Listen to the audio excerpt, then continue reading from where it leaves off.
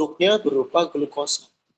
Dan itu terjadi pada reaksi gelap. Ya, itu satu kesimpulan ya. Jadi nanti teman-teman udah bisa ngeramalin kalau ada soal. Pada reaksi gelap apa ininya? Ada CO2-nya, hasilnya glukosa. Ya. Lalu ada lagi, kalau H2O terbentuk menjadi 6 oksigen, H2O ke oksigen, itu dibutuhkan pada saat reaksi terang. Makanya kalau rekan-rekan duduk di bawah pohon, ya, pada siang hari, ya, mendekati siang hari, itu lebih terasa sejuk. Karena oksigennya itu dikeluarkan oleh tanaman. Ya. Jadi produk-produk yang dihasilkan pada reaksi terang itu adalah oksigen. Nah, pertanyaannya mekanismenya bagaimana, kan gitu. Baru dipelajari di sini. Itu gambaran umum, ya. Jadi biar kalian paham reaksi terang, ya. Jadi reaksi terang itu berarti reaksi terang itu bahan bakunya, substratnya itu adalah air. Betul, air, H2O. Ya. Produknya, kakak langsung kasih gambaran langsung ya. Produknya itu adalah satu berupa O2. Ini O2-nya langsung dikeluarkan, jadi outputnya. Ya. Lalu yang kedua ada NADPH. NADPH. Lalu yang ketiga ada ATP. NADPH dan ATP itu produk dari reaksi terang juga. Tetapi nanti ini dijadikan sebagai substrat pada peristiwa yang kedua, yaitu reaksi gelap. Jadi reaksi gelap itu nanti punya substratnya berupa hasil produk dari reaksi terang, yaitu NADPH dan ATP. Ingat-ingat ya, ini ya, ini keluar nih. Ya, gitu. Produknya NADPH dan ATP. Nah, bagaimana gambaran umumnya? Ini kan ini gambaran umumnya ya. Nah, gambaran umum. Ya, gambaran khususnya bagaimana? Oke. Ada gambaran khususnya. Gambaran khususnya itu adalah ya bahwa di dalam gambaran khusus itu terjadi yang namanya adalah satu bentuk reaksi terang, ya, reaksi terang yang dibagi menjadi fotosistem satu dan fotosistem yang kedua, gitu ya. Jadi dalam hal ini ketika pada proses apa namanya yang disebut dengan reaksi terang, gitu ya, kondisi yang disebut sebagai reaksi terang itu terjadi dua reaksi, gitu ya, yaitu fotosistem pertama dan fotosistem yang kedua. Ya, jadi contohnya dalam suatu reaksi. Ada pertanyaan dulu sampai sini sebelum dilanjutkan? Boleh, kalau mau nanya. Zahid. Boleh, silakan. Tadi yang bahas sistem pencernaan. Ya, apa tuh? Di kolom chat ada yang ngetik suruh dibahas aja, sih kau tahu lupa nulis di BMP-nya. Kenapa? Bang, Kahana.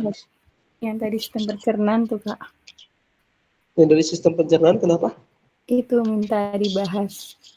Minta nanti dibahas. Keluar pas ujian. Oh gitu. Oh, oke. Tapi ada nggak di BMP-nya? Katanya nggak ada. Enggak ada, tapi KJ kemarin keluar jaga-jaga aja. Iya sih, iya. Tapi masa sih nggak ada? Coba ditelusuri lagi, ada kali?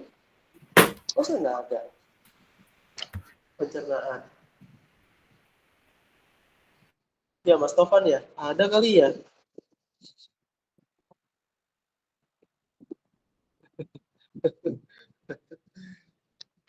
Oke, baik. Ya, gitu. Oke, ada lagi? Boleh. Ini pertanyaannya ini dulu deh.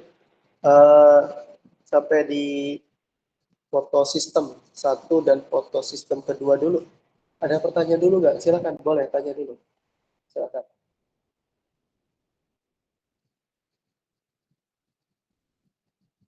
Ya, boleh. Tanya. Dari ini, kalau nggak paham nanti nggak bisa dulu ya. Jadi, tolong tanyakan.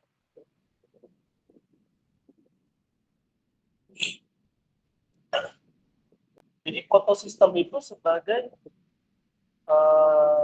pusat reaksi, komponen pusat reaksi yang di dalamnya terlibat klorofil alfa, klorofil A atau klorofil alfa.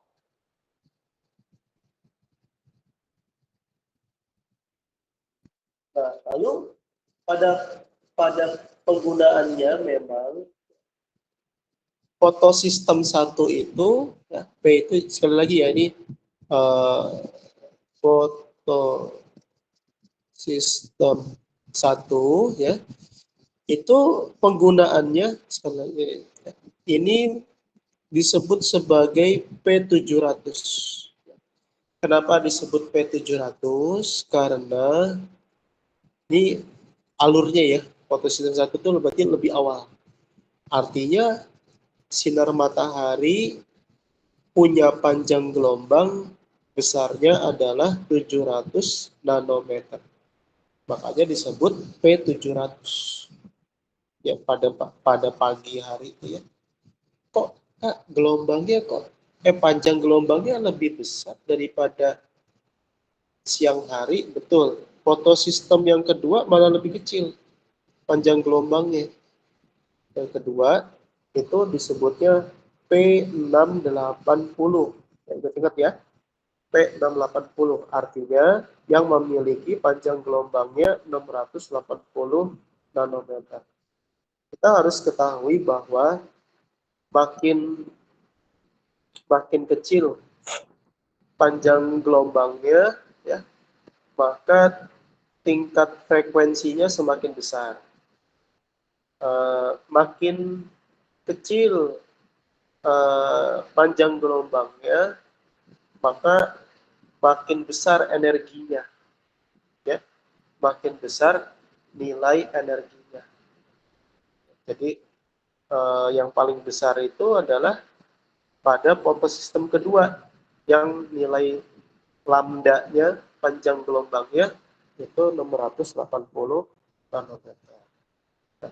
Apa yang dilakukan di fotosistem 1 ataupun di fotosistem yang kedua? Ya.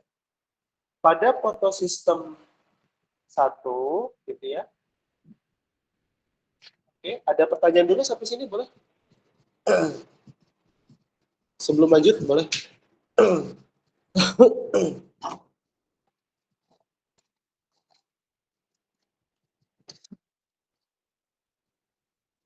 Kak Zahid. Ada ya? Pertanyaan? Kak Zahid. Kelasnya jangan terlalu malam ya, soalnya biologi besok jam pertama. Oh iya. Apa udah selesai aja ya? Ya jam 11 soalnya. Oh iya, apa mau diselesaikan? Udah? Cukup? Inti-intinya aja ya, inti-intinya ya. Ini P700 dan 680, ini yang keluar. Terus ada lagi sebagai gambarannya ada disebut istilahnya fotolisis air. Fotolisis air itu artinya pemecahan molekul air dengan bantuan sinar matahari. Jadi H2O-nya itu ketika dikenain matahari itu menjadi 2H plus 2 elektron plus O2 gas. Nah, ini produknya. Jadi pada saat air yang diangkut oleh silem, ya, jadi air itu kan diangkut oleh silem, ya kan? Oleh silem. Lalu oleh silem masuk pembuluh batang, masuk ke daun gitu ya. Itu kan kena cahaya matahari, ya kan? Daunnya, ya, ini dikenai sinar matahari kan gitu ya. Nah, dikenai sinar matahari. Nah, pada saat itu sinar matahari yang punya panjangnya adalah P700, P700 itu ternyata membuat satu reaksi yang bentuknya begini. Nah, ini elektronnya itu dibagi menjadi siklik dan non-siklik. Kalau siklik itu produk yang dihasilkan itu berupa ATP. Ya, ATP. Tapi kalau non-siklik itu hasilnya adalah karena tidak melalui pusat reaksi, jadi ada ATP plus NADPH 2 kali. Nah, ini produk-produknya yang dihasilkan pada reaksi siklik tadi. Ya, nanti rekan-rekan baca lagi karena sudah ini ya reaksi gelap. Kemarin itu kakak keluar CAM ya, reaksi CAM dan F4 ya kalau nggak salah tuh ya. Oh, CAM sama apa tuh? Lupa nanti ya. Jadi nanti tumbuhan yang termasuk pada reaksi CAM itu apa? Terus yang masuk ke dalam apa? F4 itu apa saja? Itu yang biasa keluar. Itu tumbuhannya apa saja?